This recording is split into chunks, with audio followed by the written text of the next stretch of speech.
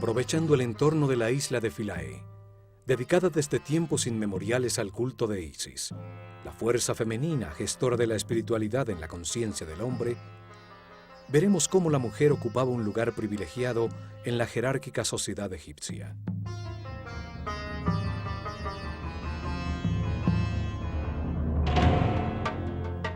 El universo egipcio estaba basado en la pareja, lo masculino y lo femenino, iguales entre sí, responsables de generar el orden en medio del caos, de hacer cada vez más perfecto el mundo, para luego mantenerlo eternamente.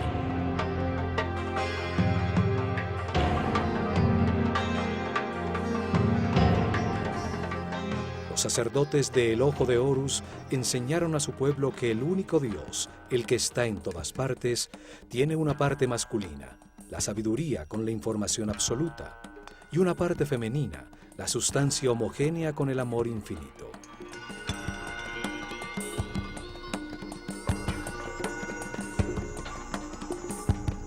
En lo más alto de su ordenado mundo divino, Atum, como llamaban al único Dios, a la sabiduría absoluta cuando aún no había manifestado el universo, ya tenía una parte femenina llamada Nun, la sustancia virginal, la materia indiferenciada y homogénea, las aguas primigenias, el amor infinito.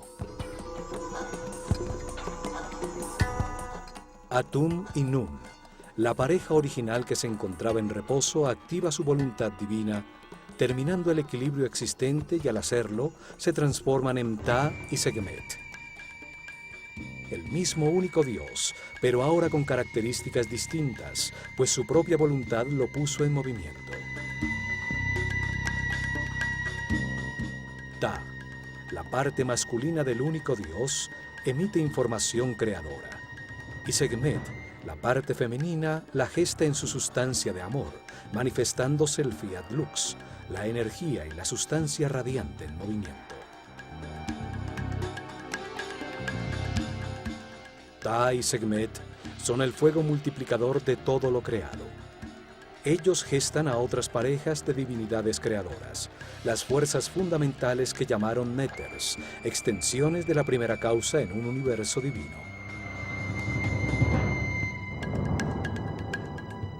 La acción de este fuego radiante sobre sí mismo, sobre la sustancia amniótica original, gesta a Tefnut, la húmeda evaporación, y a Shu, el aire en movimiento.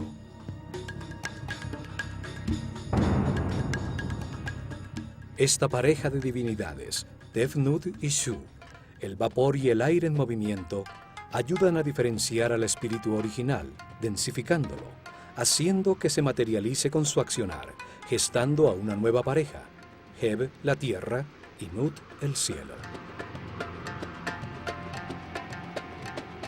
Así se crean los mundos diferenciados en el espacio, los reinos minerales en forma de soles y planetas, sistemas solares y galaxias.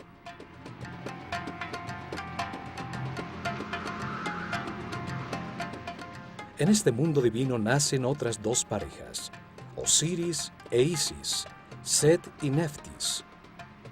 Estas dos parejas de fuerzas fundamentales enfrentadas se encargan del proceso evolutivo de todas las formas materiales en el universo para transmutarla nuevamente en espíritu. Así, por la acción de las divinidades creadoras, la materia original se diferencia. Innumerables combinaciones matemáticas producen distintas estructuras vibratorias, y sobre los planetas nace estacionario, el reino vegetal, y en movimiento el reino animal. Luego, en otro acto creador, el único Dios gesta a su Hijo, la conciencia del hombre, otra pareja, pero esta vez humana, conformada por un hombre y una mujer con la capacidad de multiplicarse a sí mismos.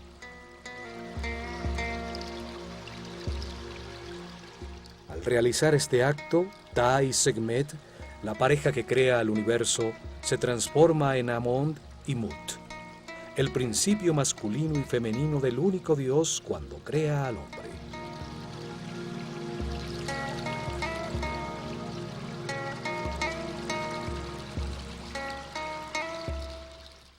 Los los manifiesta a su imagen y semejanza, con la capacidad de crear en su mente, de modelar y construir.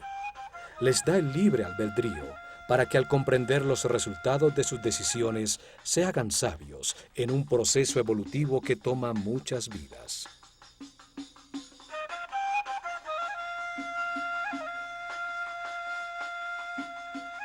La estructura egipcia del universo divino y humano estaba fundamentada en la pareja. Por todo esto, la mujer con su amorosa presencia jugaba un papel importantísimo en su sociedad. Desde la reina de Egipto que gesta al faraón, las sacerdotisas dedicadas al culto de Isis o Hathor, hasta la humilde madre del más sencillo trabajador, eran respetadas y consideradas igual a los hombres.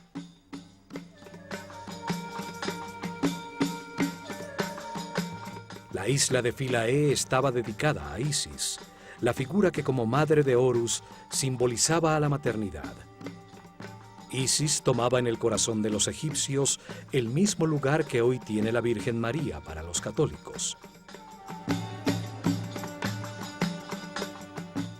Después de miles de años, aún sobreviven cientos de sus esculturas. Muchas la muestran dando su protección y amor materno a un Horus recién nacido, en una pose que cualquier católico identificaría con la Madre de Jesús.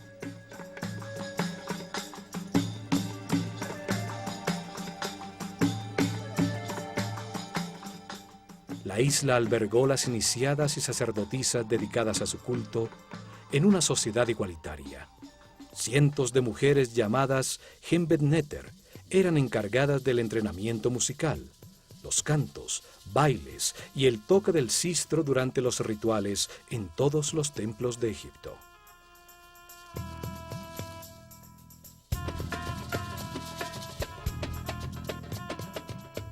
Isis es la personificación de la maternidad devota, la fidelidad y la delicadeza femenina. Isis suministra la sustancia, las emociones superiores, el éxtasis, la intuición que permiten con la acumulación de amor y verdad, la gestación de Horus, la conciencia inmortal y permanente. Isis es la fuerza que impulsa al hombre hacia la espiritualidad a través de todas sus reencarnaciones, mientras abandona poco a poco su animalidad original y se transforma en un ser respetuoso, flexible, sabio, que nace a la conciencia permanente, simbolizada por Horus, su hijo inmortal. Isis es la matriz de esta conciencia permanente. Ella gesta en el mundo interior de todo hombre las emociones superiores, logrando que eleve su frecuencia de vibración. Isis baja desde las dimensiones superiores hacia la conciencia, la inspiración que produce las ideas que dan lugar al arte. Isis impulsa a buscar y reconocer a Dios. Impulsa el camino hacia la espiritualidad, conduciendo a que cada hombre, libremente en su interior, pueda sentir la emoción superior de adorarlo, lo que lo lleva al éxtasis.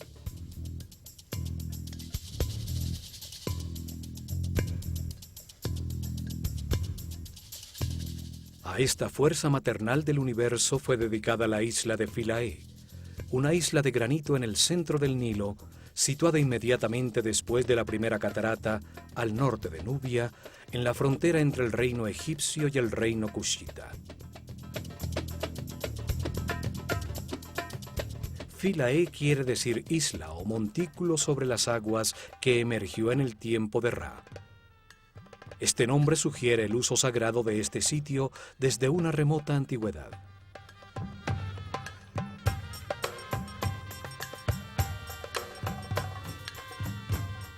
Durante miles de años, los hermosos templos allí ubicados sirvieron como punto multiplicador de la cultura, la religión y el arte egipcios hacia Nubia y Sudán.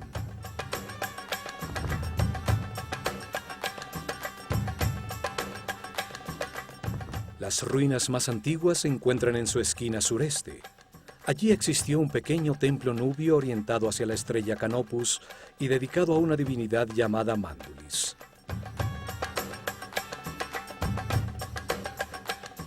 El templo es destruido en alguna de las antiquísimas guerras egipcio-nubias.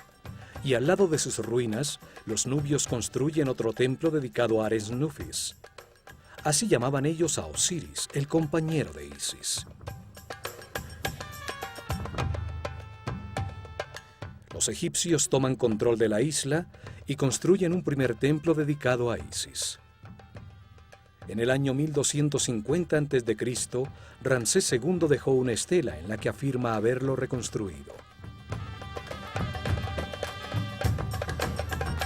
El faraón Taharka hace lo mismo en el año 680 a.C. Y 120 años después, en el año 560 a.C., el faraón Amasis ordena tallar las figuras de su pílono.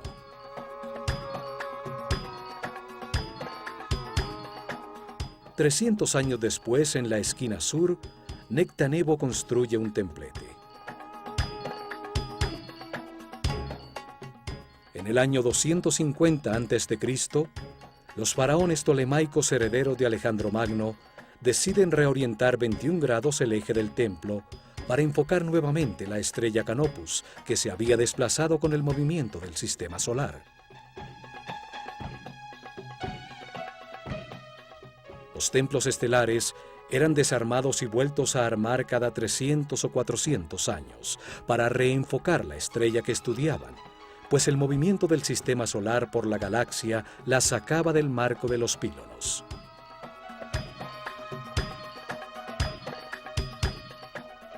El templo debía haber sido movido en su totalidad para acomodarse al nuevo eje. Pero en estos tiempos finales, los intereses de los Ptolomeos estaban más enfocados a Grecia y Macedonia por sus rivalidades con los otros reyes helenos, entre los que Alejandro Magno dividió su imperio. Su situación en una isla hacía este trabajo aún más difícil. Por esto deciden construir un pequeño templo con un segundo pílono, que enmarcara adecuadamente la bóveda celeste sin modificar el templo original.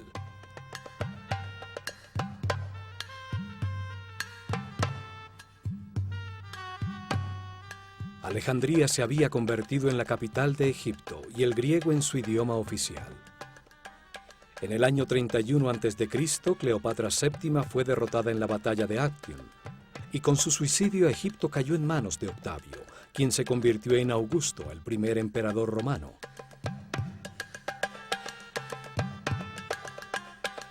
Los emperadores romanos construyeron en Philae otros templos. Trajano comenzó la construcción de un templete que nunca fue terminado. Sus estriados capiteles representan un haz de papiros sobre los que aún se encuentran unos cubos de piedra que no alcanzaron a ser tallados con la esfinge de Hathor.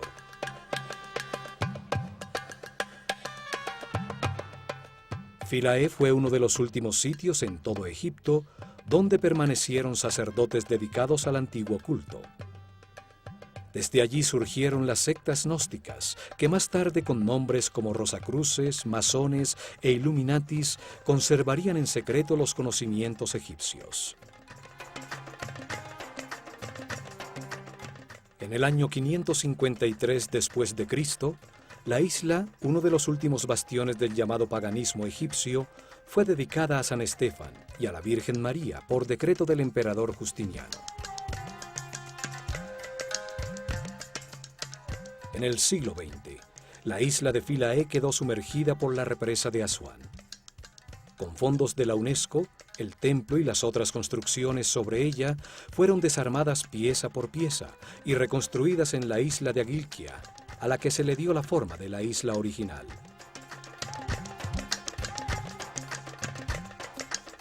El templo fue orientado de manera similar a la que tenía originalmente. Norman Lockyer registró el eje del templo original a los 76.5 grados al suroeste, con el objeto de enfocar los movimientos de la estrella Canopus sobre el polo sur, la misma hacia la que estaba orientada el templo de Edfu. Originalmente, las dos torres del pílono enmarcaban a los 15 grados sobre el horizonte durante miles de noches a Canopus, la estrella polar del sur.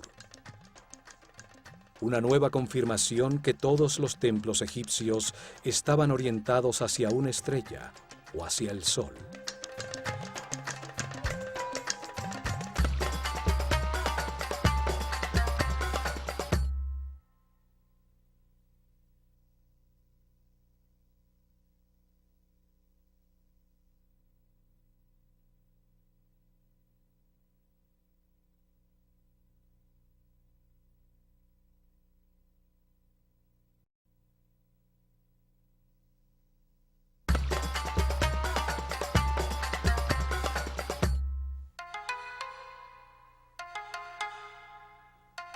Al arribar desde el Nilo, se divisa la imponente construcción, los dos pílonos que conforman el gran patio interior y la extensa columnata que forma el patio hipóstile que termina frente al templete de Nectanebo.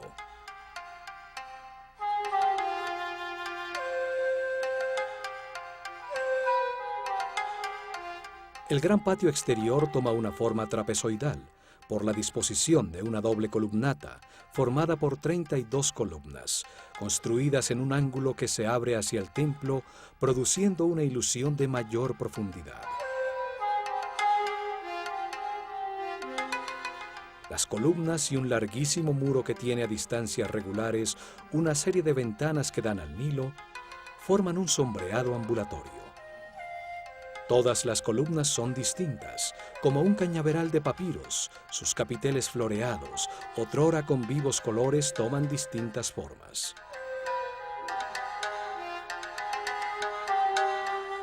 Las mujeres se iniciaban como sacerdotisas en los templos dedicados al culto de las divinidades femeninas, como Isis o Hathor.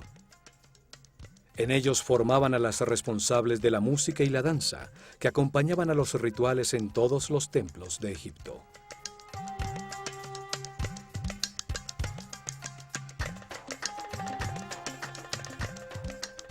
Las mujeres dedicadas a la música las llamaban Shemayet. Podían también servir a las divinidades masculinas e inclusive convertirse en escribas. Pero era la mujer la encargada de tocar el sistro, cuyo sonido apaciguaba a las divinidades y permitía descansar a la mente del hombre.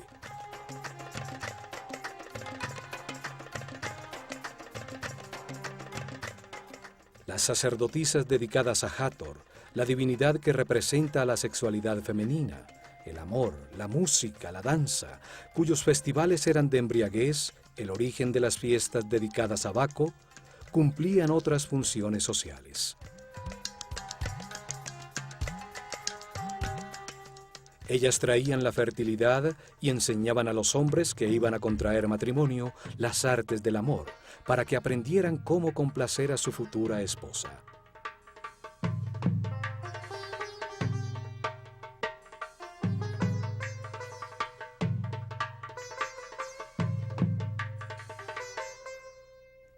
Al este, sobre la columnata del gran patio, se encuentra un pequeño templo dedicado a Imhotep, el sumo sacerdote que construyó la pirámide escalonada de Saqqara y dejó los planos y diseños de los templos de Dendera y Edfu.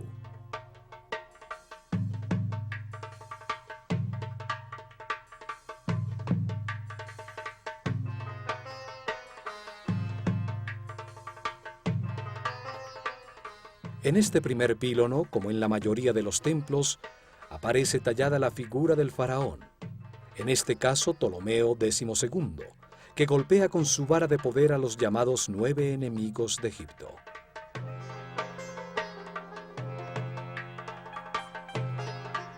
Era una especie de conjuro gráfico simbólico que mantenía alejadas las fuerzas del caos y proclamaba la voluntad del faraón, el mediador entre el hombre y la divinidad, de mantener el orden en Egipto y en todo el cosmos. El enfrentamiento de orden y caos son una muestra de la manera dual como los egipcios veían el universo. Así también el país tiene dos tierras, el largo valle del Nilo llamado Alto Egipto y el delta, en el que se abre cuando llega al Mediterráneo llamado el Bajo Egipto.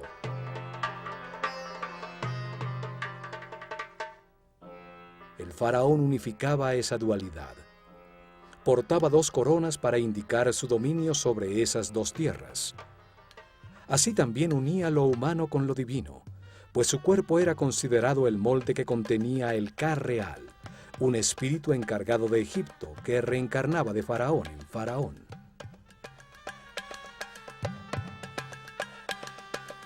Por esto, el faraón, el más importante de todos los egipcios vivientes, representaba el nivel de conciencia alcanzado por su pueblo durante su reinado. Era como un dios menor, al ser siempre la reencarnación viviente del espíritu encargado por Dios para mantener organizado a Egipto.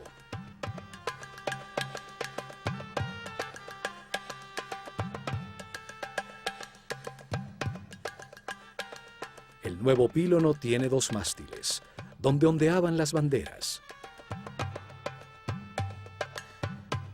Sus 2 torres debieran ser simétricas, unidas por un pórtico.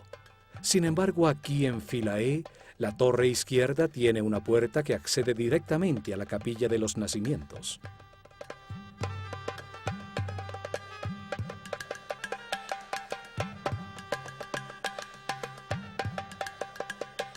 Posteriormente, en el período de dominación romana, un pórtico fue adosado al primer pílono.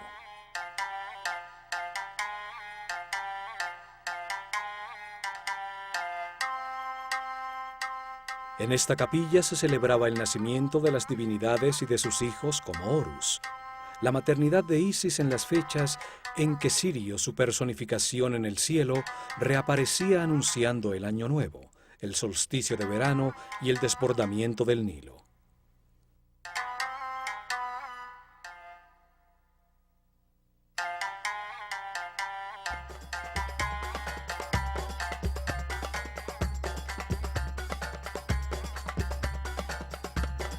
La capilla de los nacimientos con sus columnas atóricas reemplazó al templo principal como observatorio astronómico, en los tiempos anteriores a que los romanos construyeran las columnatas que dan forma al patio trapezoidal. Ninguna sociedad ha dado a las mujeres el valor que le dieron los egipcios. Su sociedad era igualitaria entre hombre y mujer. Esto era debido a su concepción filosófica de Dios.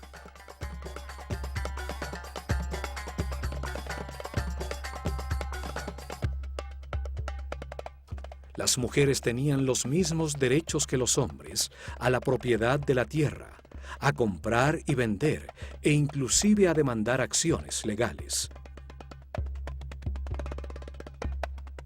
Sin embargo, nunca hubo ninguna mujer en la rama administrativa. Eran los hombres los encargados del mantenimiento del orden. Era el faraón el que gobernaba y eran hombres los oficiales que administraban el imperio.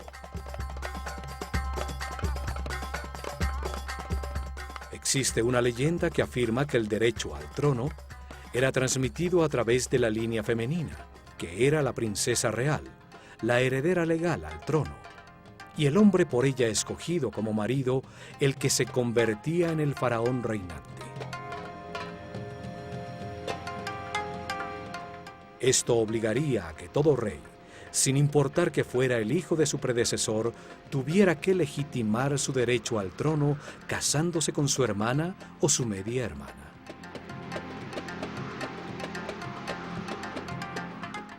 Sin embargo, no existe una línea directa de herederas que confirme esta leyenda. Se sabe que los faraones eran polígamos y que las esposas principales de Tutmosis III, Amenhotep II y III no eran de familia real.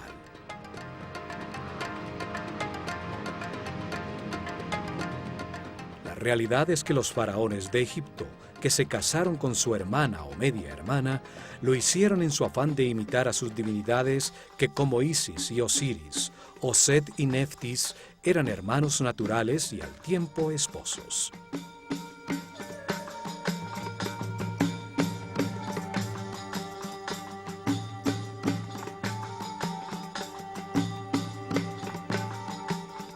Al casarse con su hermana o con su hija, el faraón se apartaba de sus súbditos, que nunca se casaban así, y se colocaba en el nivel de las divinidades, reafirmando su derecho divino a reinar.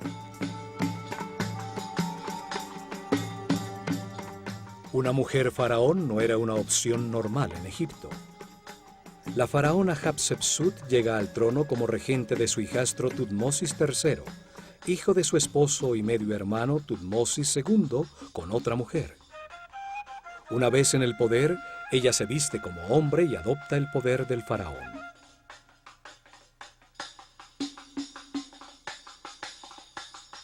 Después de su reinado, su imagen como faraón fue sistemáticamente borrada de los registros para sacar de la memoria a una mujer que se apoderó del trono de manera impropia. Sin embargo, sus ilustraciones como reina aún permanecen intactas.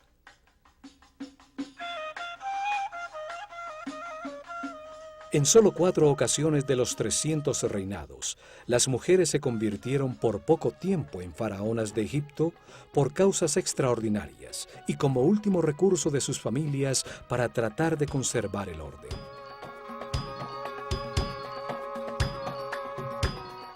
La primera fue la reina Nitiriket, quien reinó al final de la sexta dinastía, en el comienzo del caos que hoy es llamado el primer período intermedio.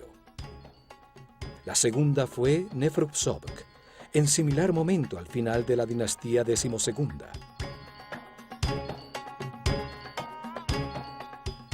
La tercera fue Tausret, quien reinó después del caos que causó Moisés con las 10 plagas, al morir ahogado cruzando el Mar Rojo su esposo Seti II. Y la cuarta fue Cleopatra, al asesinar a su hermano, antes de que Egipto se convirtiera en provincia romana. Todas tenían en común que eran las reinas de Egipto por su matrimonio con el faraón, y que llegan al trono cuando éste muere en circunstancias extraordinarias.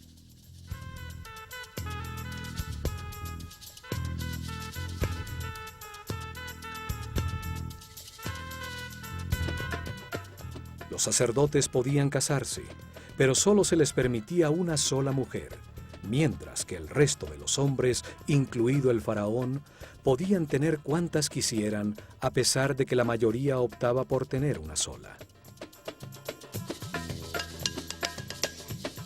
En Egipto existía la separación legal en el caso de que el matrimonio fracasara. El hombre estaba obligado a devolver todas las propiedades y riquezas que la familia de su mujer había aportado como dote, más una parte de las suyas para los hijos que hubieran tenido. Para ello, solo tenían que pronunciar ante testigos de las 2 familias y del sacerdote del templo que les correspondía la siguiente fórmula: yo me separo de ti como esposa o esposo y me alejo de ti para siempre. Renuncio a mis derechos sobre ti. Que la vida te dé otro compañero o compañera en el lugar al que te quieras dirigir.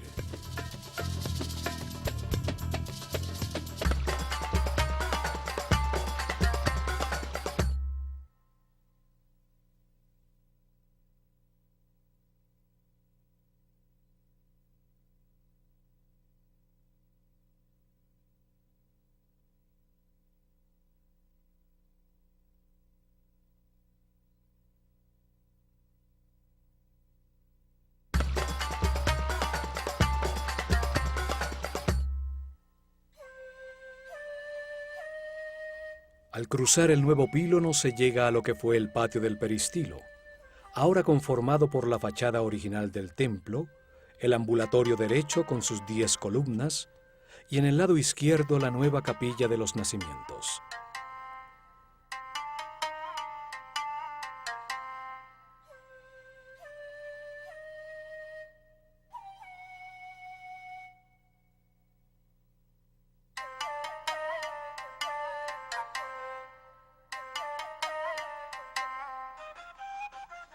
En este patio se encuentra la estela con el cartucho de Ptolomeo y Cleopatra que le sirvió a Champollion para descifrar el decreto contenido en hieroglifos, griego y demótico en la famosa piedra de Rosetta.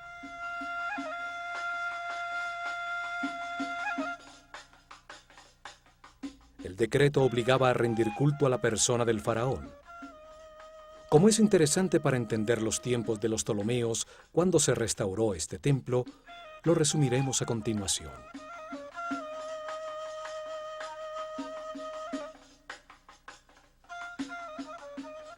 Se decreta que todos los templos en Egipto deben destinar en su interior al lado de los santuarios de los dioses uno que mantenga una imagen en oro del eterno rey Ptolomeo, el amado de Ptah, el dios Epifanio Eucaristos, frente al cual debe colocarse la figura de la divinidad principal del templo, entregándole el arma de la victoria.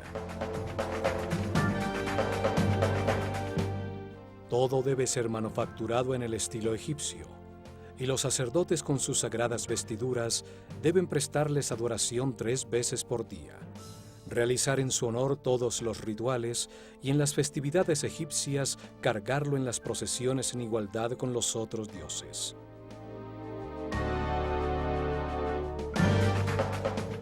Para los sacerdotes egipcios, el hombre es un animal hasta cuando puede controlar conscientemente las conductas automáticas generadas por el instinto. Las reacciones automáticas del instinto permiten a los animales y al hombre ignorante generar, mantener y defender la vida.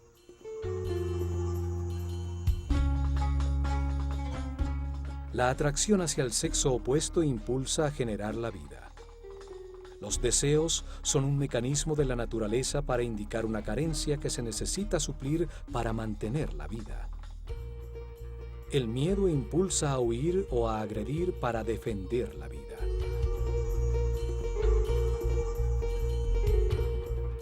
Los iniciados aprendían que los instintos desbocados son una limitante para la realización espiritual superior. La escuela de misterios tenía templos especializados para generar conciencia y producir el entrenamiento necesario para concientizar estas conductas.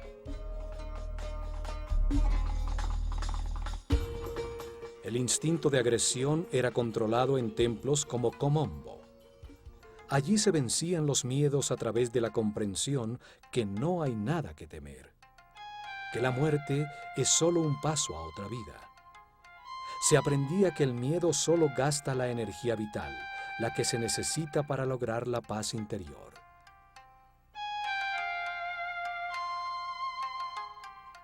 A templos como este de Philae, dedicados a divinidades femeninas, acudían los iniciados en los primeros niveles para ser guiados por las sacerdotisas del templo, para concientizar los deseos generados por su instinto de atracción.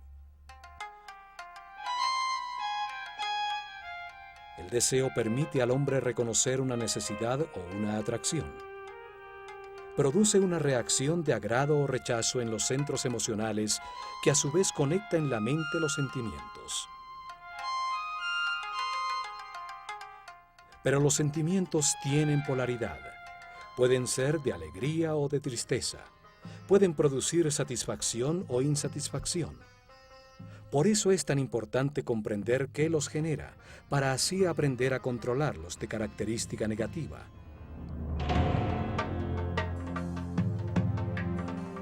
Los sentimientos negativos generan apatía, agotan la energía vital y esclavizan al hombre en las bajas frecuencias de vibración.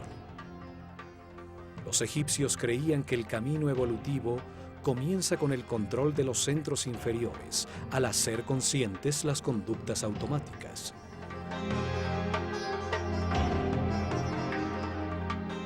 La manera egipcia para trascender las emociones, la lascivia y los deseos sexuales era reconociéndolos y experimentándolos.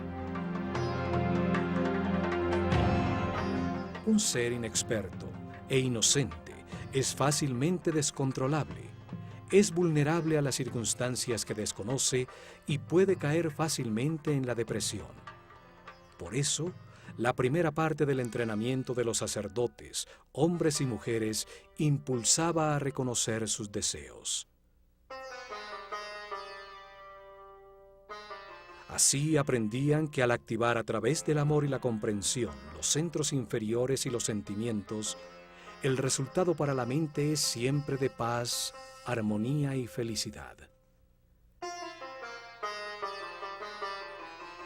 El templo era considerado por los sacerdotes como un modelo del mundo en el momento inicial de la creación. En ese momento Dios manifestó el universo, emergiendo un montículo de tierra de las aguas del caos, de manera similar a lo que sucedía cuando las aguas desbordadas del Nilo se replegaban todos los años, permitiendo que el Dios creador apareciera, trayendo nueva vida al país.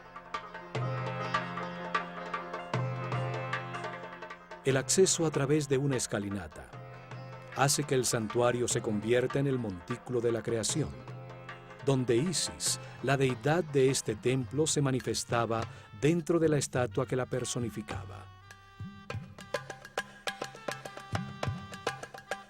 Al ascender al interior, se llega a un pequeño patio rodeado de columnas, ubicado en el centro del llamado Salón de la Vida, un salón hipóstile con altísimas columnas. El salón hipóstile frente a los espacios interiores del templo representa el pantano en el montículo original de la creación, donde crecen las plantas y papiros simbolizados por las columnas del templo. El espacio central, abierto, hacía las veces de capilla pura, donde las figuras simbólicas eran expuestas a la luz del sol para que en un antiquísimo ritual renovaran su energía. Aquí se celebraba la bondad del sol por crear y sostener el mundo, para renovar de energía las fuerzas creadoras, las que impulsan en la conciencia del hombre el proceso evolutivo que retornará la materia de vuelta a Dios.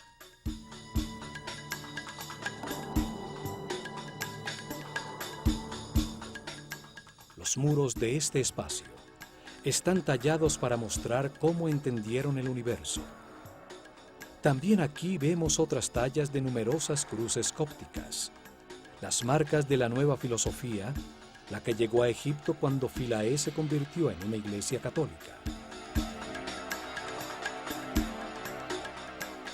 Una nueva manera de ver el mundo, que no solo le quitó el sentido a la visión tradicional egipcia, sino que la consideró aberrante y primitiva.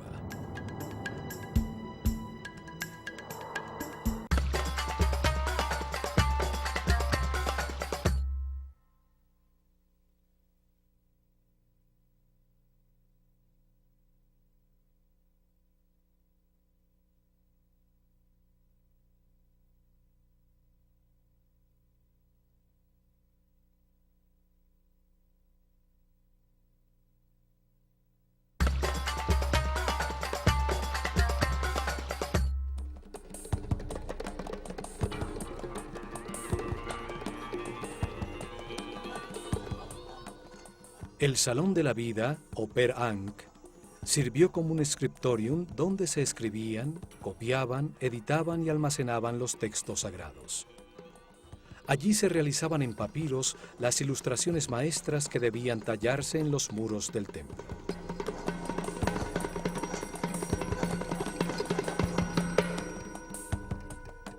También en estos salones de la vida, en todos los templos de Egipto, se realizaron los papiros con las copias del libro de los muertos utilizadas en sus ritos funerarios. La Casa de la Vida era el centro de enseñanza del templo. Teología, arte, ritualidad, magia, astronomía y medicina eran estudiados aquí. La librería con los textos almacenados sirvió como modelo para la Biblioteca de Alejandría. En este salón las sacerdotisas tocaron el arpa, se entonaron los cantos y crearon la música que acompañaba todos sus ritos religiosos. Los egipcios creían que la música tenía origen divino. Los muros de los templos nos muestran que utilizaban muchos instrumentos de percusión, tambores, flautas, darbucas y los sistros fundamentales en los ritos funerarios y en las procesiones. Las danzas, la música y los cantos estimulaban al Creador para que la fertilidad no flaqueara y así evitar que el cosmos retornara al caos.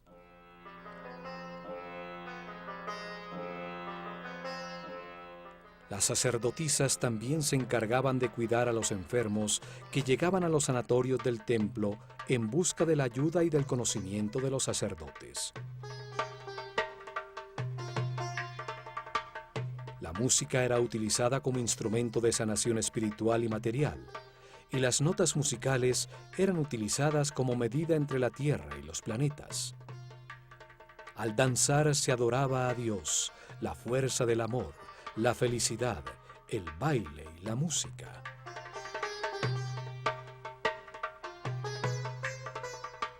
Inmediatamente después se accede al Salón de las Apariciones, que en este caso no es hipóstile, con el tradicional salón comunicado lateralmente con el exterior para recibir las ofrendas del pueblo. Sus muros contienen escenas que, como en todos los templos de Egipto, no tienen ningún fondo. La interacción del faraón y las divinidades sucede fuera del tiempo y del espacio.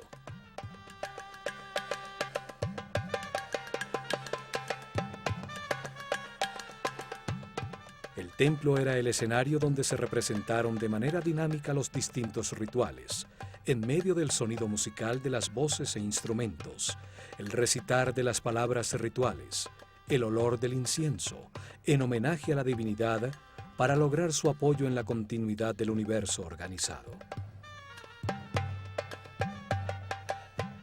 Liturgias diarias y una serie de festivales cíclicos donde las figuras simbólicas recreaban los mitos de los que formaban parte, en rituales a través del espacio sagrado del templo, con procesiones en barcas sagradas por el Nilo a otros templos. Las partes que conformaban el templo eran sobre todo funcionales. Demostraban la manera como entendían el universo los sacerdotes egipcios. Allí el ritual les daba poder, legitimaba el orden social de su civilización. El ritual generaba y organizaba ese orden social.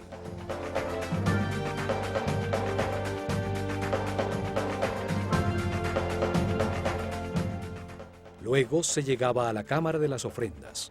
En su lado izquierdo estaba el salón de la barca de oro, utilizada para portar la imagen sagrada en las procesiones y festivales. Desde la antecámara, una larga escalera recta conducía a la azotea del templo, donde se realizaron las ceremonias y los registros de los cielos como en los otros templos de Egipto.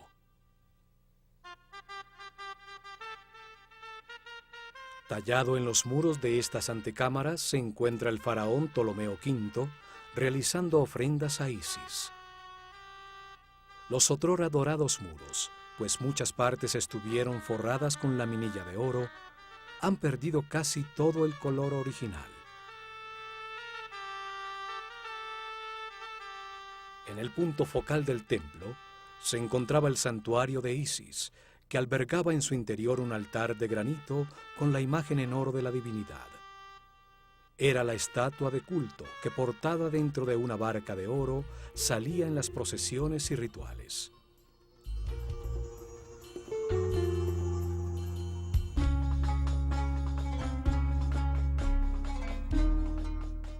Isis, la Virgen Madre egipcia, que gesta a Horus de manera inmaculada, porta sobre su cabeza la forma de un trono, una silla simbólica sobre el chakra de la corona, sobre la que se sentará la conciencia permanente de todo hombre a reinar eternamente.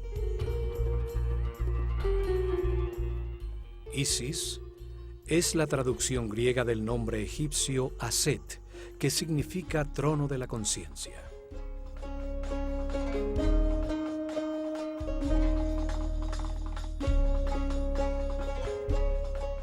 Muchas veces es representada con un buitre sobre su cabeza, sobre el que se apoyan unos cuernos de vaca que encierran un disco dorado. El buitre vuela dedicado por entero a sus crías. Transforma en su interior las sustancias en descomposición, convirtiéndolas en alimento, en nueva vida.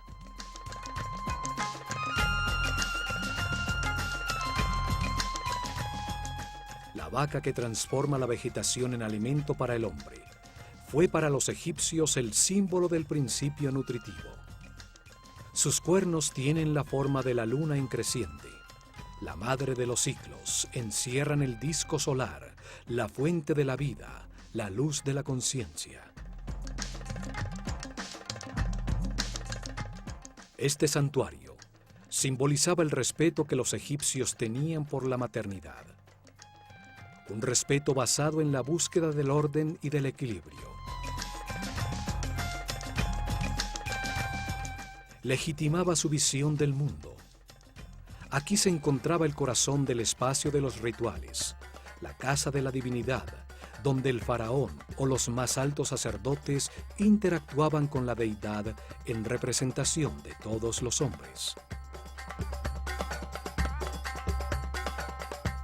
Las imágenes talladas de la deidad le permiten volver a vivir en la mente de todos los que actualmente la observan, hacer que participen simbólicamente en sus ritos y compartan sus ofrendas.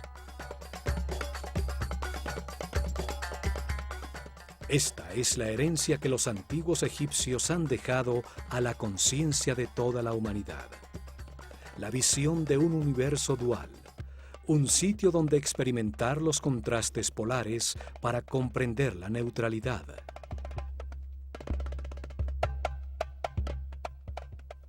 Una escuela diseñada por Dios de manera perfecta para transformar en muchas reencarnaciones a un inocente en un sabio, a un animal en un superhombre, gracias a la experiencia adquirida con sus propias decisiones.